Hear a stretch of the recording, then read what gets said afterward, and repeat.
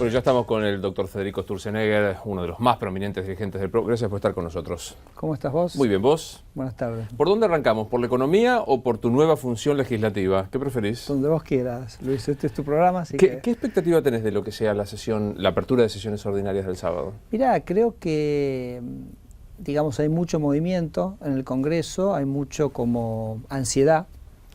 Me parece que ella, que está acostumbrado a manejarse siempre en un entorno muy cuidadito, ¿no? Ya lo vimos cuando fue a Harvard, que tuvo que enfrentar preguntas un poco más hostiles, le costó manejar la situación.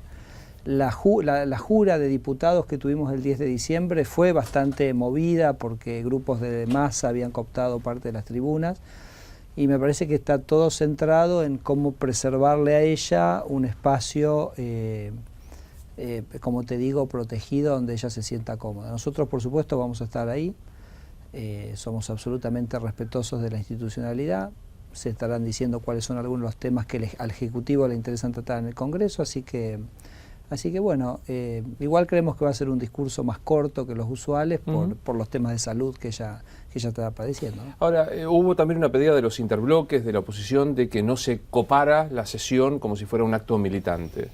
Y sí, ¿no? La verdad que me parece que el Congreso es un lugar donde la sociedad elige que estén representadas las distintas visiones que hay sobre la sociedad para consensuar, trabajar, ¿no? Esto no es una cuestión que uno tira un proyecto, todo separado, no. Ahí hay que hacer una construcción de construcción de consensos, ¿no? Eso es de lo que se trata realmente una república. Y la verdad que cuando uno tiene agresión, tiene insultos, tiene una cosa demasiado partidaria, eso se desvirtúa y me parece perfecto que la oposición lo estamos planteando y esperemos que no se salga de cuadro la cosa. No va a pasar, pero supongamos que te llamara la Presidencia de la Nación y te dijera ¿qué no debería faltar en el anuncio de la apertura de sesiones? ¿Qué proyecto, qué tópico no debería faltar? Mira, Argentina tiene dos grandes temas, ¿no? Desde el punto de vista, si querés, económico, déjame por ahí arrancarlo por ese lado. Uno es la reconstrucción de la credibilidad, ¿no? De la credibilidad del Estado, que es en cierto sentido la credibilidad de la economía, que ha sido totalmente destruida, ¿no? Por este gobierno, donde todavía el gobierno empieza a dar algunas señales, ¿no? Repsol, dar un índice de inflación creíble en enero, pero está todo a medias. Te dan un índice de inflación creíble de enero, pero después te dan un número del PBI, del desempleo, que siguen siendo falsos, ¿no? Entonces, bueno, yo creo que cómo Argentina vuelve a construir un Estado confiable y un país confiable es absolutamente esencial.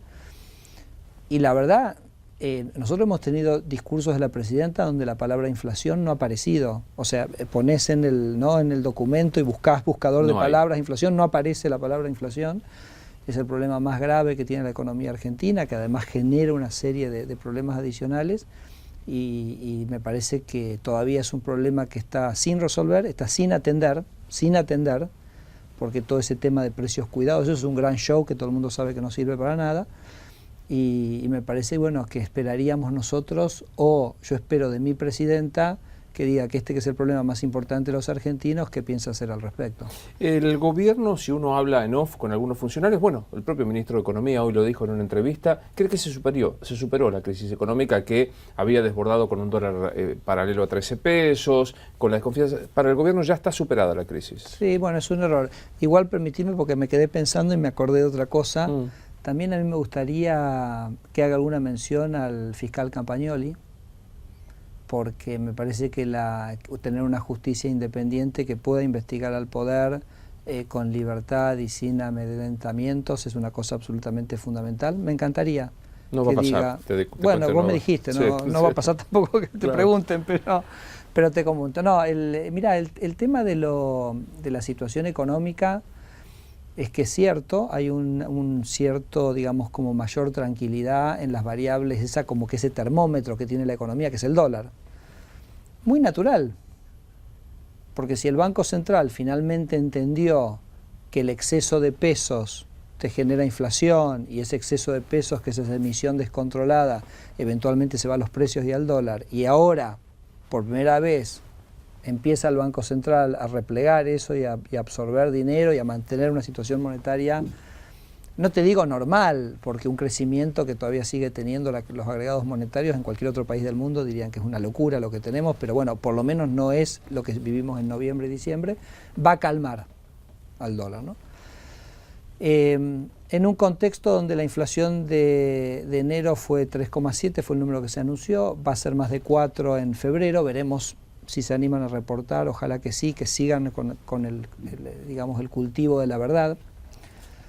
Pero con esta situación, panorama monetario, de política del Banco Central, de absorber los pesos esos excedentes, es probable, Luis, que en los próximos meses la inflación y el dólar se mantengan calmos. Pero el problema no está resuelto. Es como, de alguna manera, es como un pequeño nuevo parche. ¿Por qué?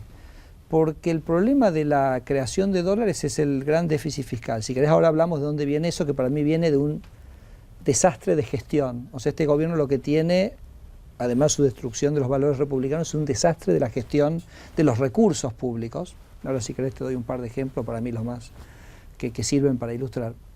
Pero eso sigue estando. Porque resolver ese problema de usar los recursos públicos bien es decirle que no a la corrupción, es decirle que no al clientelismo, es decirle que no al despilfarro, es decirle que no a una manera de construcción política que ha tenido este gobierno y el peronismo durante los últimos 30 años, que no creo que lo vaya a hacer. Entonces, más allá que hoy el presidente del Banco Central pueda subir la tasa de interés 10 puntos y absorber dinero del mercado, el gobierno le va a seguir pidiendo billetes y emisión al Banco Central. Entonces, como eso ocurre generalmente con mucha más fuerza en la segunda mitad del año, mi predicción es que más allá que vos tengas una situación de relativa calma durante los próximos meses, lo iremos viendo, si esto es así o no, yo creo que va a ser así, estás creando nuevamente una situación que en la segunda mitad del año va a volver a desbordarse. En lo cambiario, en el tema de inflación, porque, te repito, no resolviste el problema del fondo. ¿Cuál es el problema del fondo? Que vos los recursos públicos los tenés que gestionar bien. O sea, uno tiene la impresión, y los escucho a ustedes los economistas, que hay como un cierto respeto por el trabajo de Juan Carlos Fábrega desde el Banco Central, pero ¿qué es esto? No la integralidad de un plan. Es un llanero solitario, porque vos fíjate que cuando él contrae y dice, bueno, no, mire muchachos, así no, porque si sigo emitiendo así, la gente me compra dólares, me quedo sin reservas, y soy el presidente del Banco Central que se comió las reservas de Argentina. Entonces no, subo la tasa de interés. Cuando él hace eso en un país con credibilidad, donde, como decís vos, hay una integralidad, ¿no? Donde el gobierno dice, mira, este es lo que nosotros llamamos un plan integral, monetario. Es simplemente decir, mire muchachos, vamos a gastar más o menos lo que tenemos. Estas son mis metas, ¿no? Estas son mis metas. Reordeno el gasto. Bueno, entonces vos haces eso y decís, yo, por decir algo, la inflación la vamos a tener en menos de 10 puntos, entonces la gente ya se acomoda a eso, si sos creíble. Claro. Si no sos creíble, le piden al presidente del Banco Central 30% en pesos para darle los pesos. Entonces, vos tener esa contracción monetaria con una tasa de interés del 30%, bueno, se te cae el crédito, se te cae la inversión, la economía hace 3 meses que viene cayendo, o sea, vamos a tener un mes de recesión fuerte en la primera mitad del año. No te digo la segunda porque hay que ver cómo se va acomodando y cómo sigue respondiendo el gobierno, es todo muy maleable, pero va mal, vamos a un primer semestre muy malo en términos de actividad económica, pero es porque tenés un llanero solitario que está tratando de atender al problema más importante que tiene la economía, que es la inflación, pero que está solo.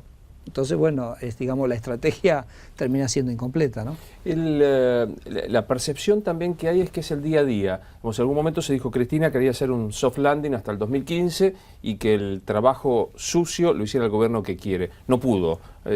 Sí. Parece que llevamos 30 años con el día a día, y el día a día al final nos lleva a que al fin de cada década tenemos esta gran crisis, ¿no? Yo creo que Argentina en algún momento tiene que empezar a pensar con un poquito de visión más estratégica, ¿no? O sea, vos decís, no dejo exportar trigo.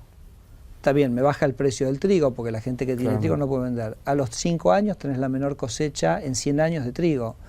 No voy a permitir que se exporte carne. Bueno, los brasileños se han convertido en unos exportadores más grandes de carne del mundo, producían lo mismo que nosotros hemos destruido el mercado. Entonces, son esas cositas como que vos pensás que en el corto plazo tenés una pequeña ventaja.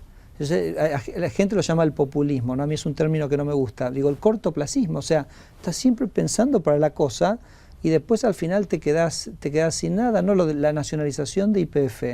¿Nosotros qué dijimos del PRO? Dijimos la cosa,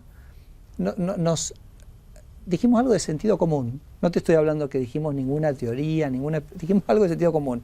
Muchachos, hay que invertir 100.000 millones, hay que invertir 200.000 millones para explotar Vaca Muerta, y la verdad que me parece que ocupar una empresa sin pagar nada es la manera de atraer inversiones. O sea, es una cosa tan elemental.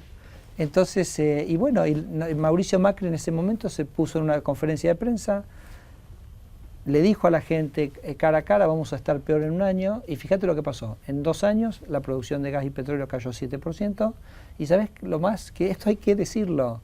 Las naftas se duplicaron. ¿Y sabes por qué se duplicaron las naftas? Porque YPF, la YPF nacionalizada, la YPF soberana, no tiene acceso al crédito. Claro. Entonces el gobierno, la única manera que encontró de que YPF tenga financiamiento es aumentando el precio de la nafta. Entonces, quiero volver enseguida a esto que vos decías del gasto, porque me parece muy interesante, pero me quedo con Repsol. Hoy el ministro dijo que, insisto, prácticamente tuvo un discurso... Fíjame que después te doy un ejemplo del gasto que para mí es knockout, ¿no? Pero digo, cuando se retoma el 51% fue casi un discurso confiscatorio, porque no se iba a pagar nada. Eso se llama, en la Constitución es confiscación. Bueno, hoy se pagan 5.000 o 7.000 o 9.000, todavía no sabemos. Sí, 5.000 más o menos. Pero digo, con los intereses y demás, no sé cuánto terminaremos pagando. ¿Está bien haber pagado? Yo creo que sí. ¿Está bien pagado de esta manera? ¿Con qué tipo de control del Congreso? Mira, nosotros eso va a tener que ser aprobado en el Congreso. Todas las expropiaciones necesitan una tasación previa de los organismos autorizados a tal fin. Esto está estipulado en la Constitución. 3 requisitos: ley previa, utilidad pública y... Ahora, en este caso, y yo creo que el gobierno debiera cumplimentar ese formalismo, excepto que en este caso es muy fácil hacer la tasación, porque vos tenés un precio de la acción. Entonces vos hoy tenés, digamos, es casi la cosa más fácil de evaluar. ¿Cuánto vale el 51%? Bueno, 51 multiplicarlo por los $27 que vale la acción, y eso te da aproximadamente los 5.000 millones que estaría ofreciendo, que habrían acordado con el gobierno. Yo creo que es un paso adelante para Argentina, nosotros lo dijimos, o sea, es un paso adelante para Argentina resolver esta situación de incertidumbre tan grande que tenemos, que ha demorado todas las inversiones, no solo en el sector energético, donde obviamente las ha demorado, sino en todo el país. Vos sabés que cuando Kicillof vino a dar ese discurso y se llevó adelante la nacionalización de YPF, el riesgo país subió 400 puntos. Entonces esto quiere decir que en los dos, yo casi te diría que toda la crisis cambiaria, además del aumento del precio de la nafta, pero toda la crisis cambiaria, toda la crisis macroeconómica, todo el estancamiento económico es casi como un hijito de esa decisión de hacer como ese injerto tan fuerte en el funcionamiento de una economía normal, ¿no? Entonces, para nosotros, normalizar esa situación es un paso adelante. Eso es lo que no hubiéramos hecho porque nos parece que no servía a los argentinos. Creo que no les sirvió a los argentinos. Ahora vos me preguntás, bueno, se paga en cuotas. Yo te hago la siguiente reflexión. Con se va a pagar en cuotas. Durante los primeros 10 años nos comprometemos unos 430 millones de dólares por año de intereses. El capital, porque Kicillof, que era el gran desendeudador, ahora le tiró todo a Macri o a quien sea presidente, ¿no? 430. ¿Cuántos han sido? ¿Cuáles son las ganancias de la empresa para compensar? Porque vos vas a comprar un activo que te va a dar una ganancia y estás pagando, ¿no?, para tener ese activo. Bueno, el año pasado, los primeros 3 trimestres, ese 51% tuvo una ganancia de 282 millones. Entonces, a menos que la producción nacional o la gestión nacional pueda mejorar fuertemente los recursos, nos vamos a quedar pagando por algo todos los años más de lo que esa inversión nos da. Pensá que la acción de Repsol YPF valía $70 la acción, te dije que ahora está en 27. Cuando se empezó todo el lío de la nacionalización bajó más o menos a 40, en la gestión oficial ha bajado a $27, con lo cual no parece que la gestión oficial le aumenta el valor a la empresa, sino que al final la empresa en realidad está perdiendo valor, ¿no? Así que bueno, hoy lo que la empresa está produciendo no alcanza a compensar lo que los argentinos van a estar pagando en impuestos para pagar el costo financiero de hacer esta compra. Con lo cual, bueno, hay un mandato muy fuerte de que esta gestión tiene que aumentar. Veremos si eso se puede lograr. Todo esto lo vamos a estar cuestionando y discutiendo en el Congreso. O sea, en principio, hoy si vos tuvieras que decir, tengo que saber si voto o no voto el acuerdo, es demasiado prematuro preguntarte. Yo te diría que nosotros en general, es correcto lo que decís, pero nos inclinaríamos a apoyar. Nosotros también pensamos, digamos, nosotros el PRO somos un partido con vocación de gobierno. Y pensamos que y nosotros queremos que cuando seamos gobierno, las cosas que estén bien se apoyen. Que no es, porque estoy en la oposición, todo te digo que no. Hay otros partidos que no tienen vocación de poder, tienen vocación, te imaginarás cuáles, tienen vocación de estar en contra, que tiene su valor en una democracia, el tema contestatario, el tema denunciador, pero nosotros creemos que una república es otra cosa, que es una construcción colectiva que hay que apoyar. Nosotros pensamos que esto es algo que no hubiéramos hecho, fuimos los únicos que teníamos la valentía de decir que esto era un error, pero esto puntualmente viene a remediar y a empezar a armar un camino donde Argentina se va normalizando. Pero vuelvo al tema macro del plan. Sí. ¿Hay plan económico o hay apenas medidas del llanero solitario? No, yo te diría que, vamos a ver, vos tenés, podemos mencionar 4 grandes temas. El tema de la credibilidad. El tema de la credibilidad, yo te diría que, por ejemplo, Repsol es un elemento de mejora de la credibilidad. El acercamiento al Club de París es un tema de credibilidad. El tema de dar un índice de inflación confiable es un tema de credibilidad. Todavía no le creemos, por lo que yo te decía, sacás un índice de inflación que el FMI lo está mirando, el Fondo Monetario Internacional, parece que debes quedar bien con el Fondo Monetario Internacional, lo que no miran, que es el desempleo y el producto, seguís mintiendo. Entonces, bueno, es un proceso. La construcción de credibilidad no es que una persona que te mintió 7 años te saca un número y ya decís, terminó acá, está todo fenómeno. Entonces, ese es un proceso que yo te diría que eso es bastante integral, ahí están todos involucrados, ¿no? Me parece que Kapitanich, Kicillof están haciendo un intento en ese sentido. Después tenés, por supuesto, el tema del nivel del tipo de cambio, que es un tema que nosotros yo había anticipado el año pasado, que estaba en una situación que era insostenible. Finalmente eso, de alguna manera,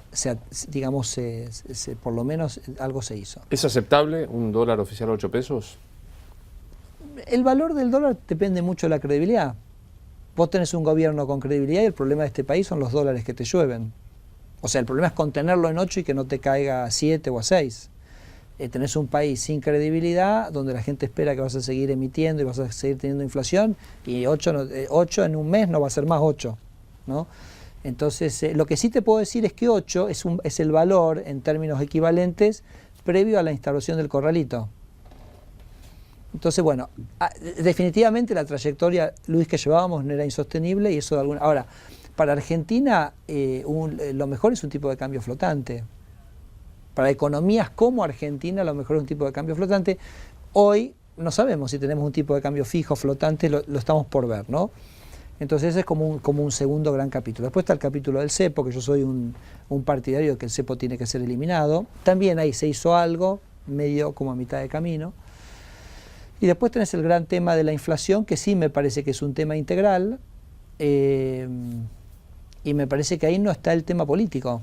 En última instancia es un tema no de técnica económica, o sea, ya sabes, si emitís vas a tener inflación, no emitís. Entonces ahora, ¿por qué no emitís? Porque gestionás bien tus recursos. Y eso, volviendo a ese tema, es el gran tema, ¿no? Porque yo ayer leía en el diario que se va a hacer el tercer carril de la autopista Buenos Aires-La Plata. Miles de personas lo usan por día. 115 millones de pesos. Son, no sé, 12, 13 millones de dólares. Vos decís, pero puede ser que un país del porte de Argentina tenga una gestión pública tan mala que una autopista que maneja, que una cuenca donde hay varios millones de personas no pueda tener un tercer carril que cuesta 10 millones de dólares. Entonces, claro, empezás a mirar y decís, por ejemplo, a ver, ¿cuánto le cuesta al contribuyente que Aerolíneas vuele a Madrid en el año? Y le cuesta 650 millones. Pucha, pero 650 para que vuele a Madrid. ¿Y cuál es el beneficio de que Aerolíneas vuele a Madrid? ¿Que la gente viaja más barata? No, si puede tomar otra aerolínea y viajar. O sea, lo que llamaría una evaluación económica del beneficio de esa decisión, no podríamos encontrar el beneficio. Pero ponemos 650 millones por año. Entonces digo, ¿qué prioridad hay acá? ¿Cuál es la prioridad de este gobierno? ¿Poner 650 millones y no tenemos los trenes? ¿No tenemos la ruta? Entonces, eso te lo doy como un ejemplo, pero No sé, Luis, si compartís, pero un ejemplo del absurdo, digamos, llevado a su enésima potencia. La acusación que te van a hacer es que vos defendés la gestión privada de las comunicaciones aéreas, claro. Y esto es una decisión de soberanía, claro, digamos, sí, no, la descripción épica, por ¿no? eso, por eso suena, ¿no? Qué bueno que tenemos, ¿no? Cuando vos ves que en el año 2005 Lula hace una desregulación del mercado aerocomercial en Brasil y elimina una cosa que en Argentina está, que es las bandas tarifarias, que no le permitía a las aerolíneas cobrar menos de un cierto valor. Y Lula dice, escúchenme, ¿cómo una aerolínea no puede cobrar menos de... Si alguien quiere cobrar menos, ¿por qué no le va a dejar? Su riesgo. Bueno, entonces le dijeron, no, pasa que los colectiveros protestan. Entonces Lula dice, o sea, vos me decís que es mejor que la gente se tome un colectivo de Río a Bahía, esté un día y medio en el colectivo, cuando puede viajar al mismo precio en avión en 2 una hora y horas, media. sí. Bueno, listo, chao. Lo eliminó. En un año quebró Varig, porque entraron en Brasil a operar aerolíneas de bajo, las que llaman de bajo costo, de la cual la más famosa en Brasil es una que se llama Gol. Bueno, listo, en un año y medio Varig había quebrado. Entonces fueron a pedirle a Lula que salve a Varig. Entonces Lula lo llamó a la oficina y le dijo, a ver si yo entiendo bien, vos querés que yo le cobre IVA a un trabajador brasileño, que le cobre impuestos al trabajo, para financiar una aerolínea, a ver si estoy entendiendo bien, ¿no? O sea, impuestos a la comunidad para financiar lo que usan los más ricos de la sociedad brasileña. Y los echó de la oficina. Hoy en Latinoamérica no hay un solo país que tenga una aerolínea estatal. Y el país que tiene peor conectividad aérea es Argentina de todos. En Brasil, después de que básicamente quebró Varig, se vendieron los activos, empezaron a operar otras empresas, el precio real de los pasajes aerocomerciales en Brasil cayó a la mitad y la cantidad de gente transportada se multiplicó por 4. Entonces, yo digo, hay lo mismo la soberanía de YPF. Suena bárbaro, listo. Sepa la gente que paga el combustible mucho más caro porque tiene que financiar la caja de YPF que no tiene acceso a los mercados de capitales. Antes de hablar del tema subsidios, que hoy volvió a estar en la palestra, yo quiero remarcar este dato para ver si lo entendí. Solo la ruta Buenos Aires-Madrid, solo la ruta... Solo esa, no otra. Son 67 millones mensuales. No, anuales. 67 millones de dólares. Por eso. De dólares. 67 millones de dólares. Dólares anuales. Multiplicalo por 9 más o menos, fíjate, te da más o menos unos 600. Contra millones. El tercer carril, la autopista Buenos Aires. 115 millones. No, o sea, tenemos que poner prioridades. Nosotros todos los subsidios, todo lo que le damos a aerolíneas es más o menos lo mismo que le damos de subsidio a los trenes. Y los trenes son 250 millones de viajes. Por ejemplo. Y las aerolíneas son 8 millones. Entonces, no se puede ser tan anti-progre como es este gobierno. Lo que pasa, Luis, que ¿por qué el gobierno hace eso? Porque Aerolíneas es el lugar donde mete a los militantes, mete la corrupción. Entonces, claro, es el poder político, es el Estado usando los recursos para su propio beneficio. La gente, mira, yo cuento el ejemplo del Metrobús. Vos fíjate cómo vos haces una evaluación del proyecto del Metrobús. 100.000 personas ahorran 1 hora por día. Si vos multiplicás por un valor de 20 pesos la hora más o menos, que en realidad es muy subestimado, es una obra que te rinde 500 millones de pesos al año.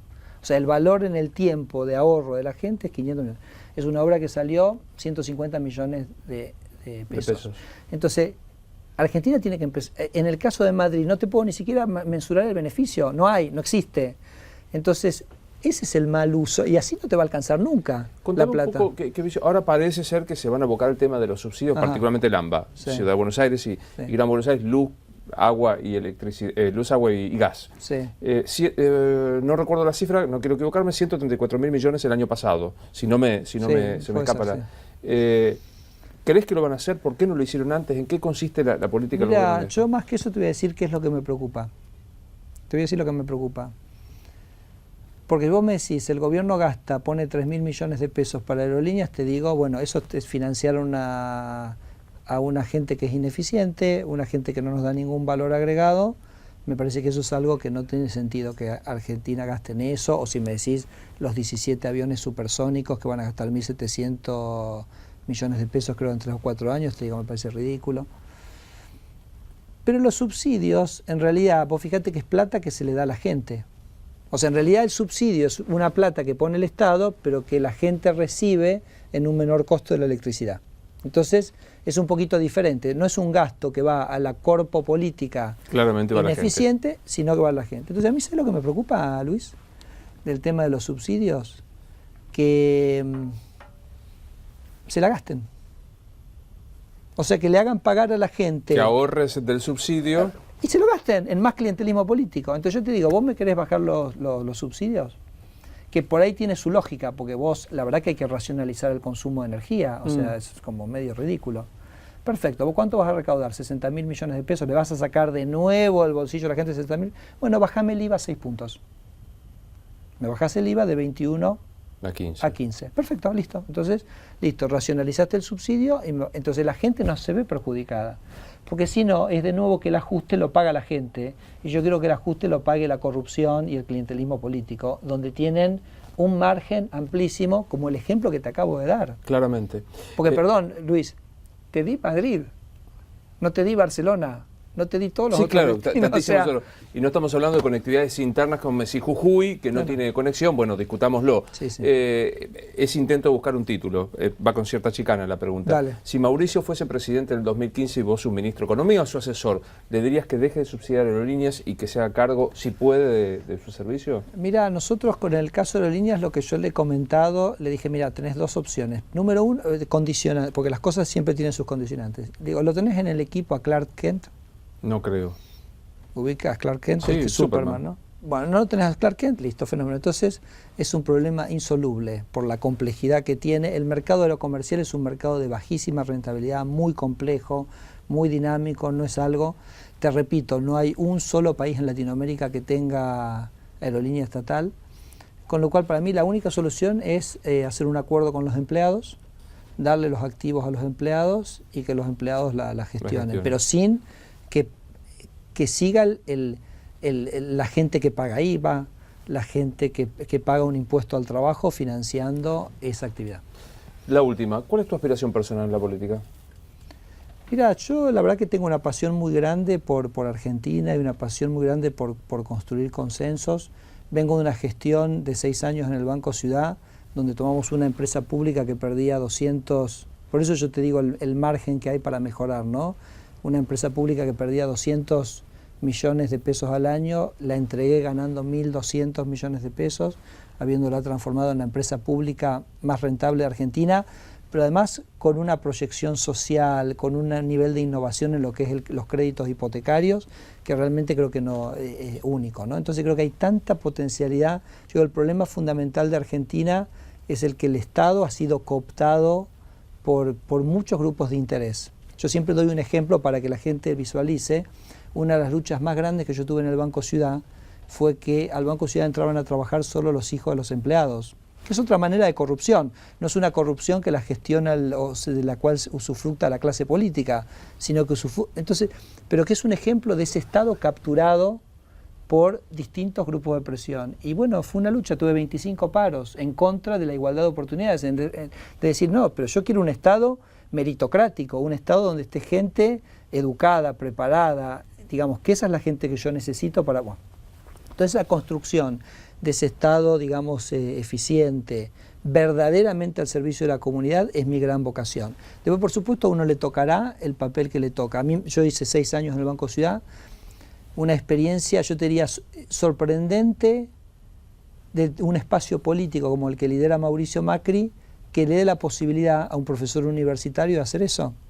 Porque vos fíjate lo que hizo Mauricio Macri, tomó una persona que no era de su círculo íntimo, que me conocía simplemente profesionalmente, yo ni siquiera estaba en el país, era profesor en la Universidad de Harvard en ese momento, y me dice, vení, manejá esta organización, que es la que maneja más dinero del gobierno de la ciudad de Buenos Aires. Una persona que no era, ves a dónde voy yo, sí, claro. Yo en 6 años, esto no es que te lo cuento porque me lo contaron, esto lo viví yo en 6 años, el jefe de gobierno nunca me pidió que le dé el crédito a un amigo, o sea, me dejó trabajar con profesionalismo, respetando los valores, y por eso los resultados, Luis, que tuvimos en el banco. Entonces, yo creo que esto del Estado al servicio de la comunidad, los valores, el encarar las cosas con la valentía que hay que encararlas para poder llevar adelante, es lo que a mí me apasiona tremendamente del proyecto político en el cual yo estoy, que es el del PRO, ¿no?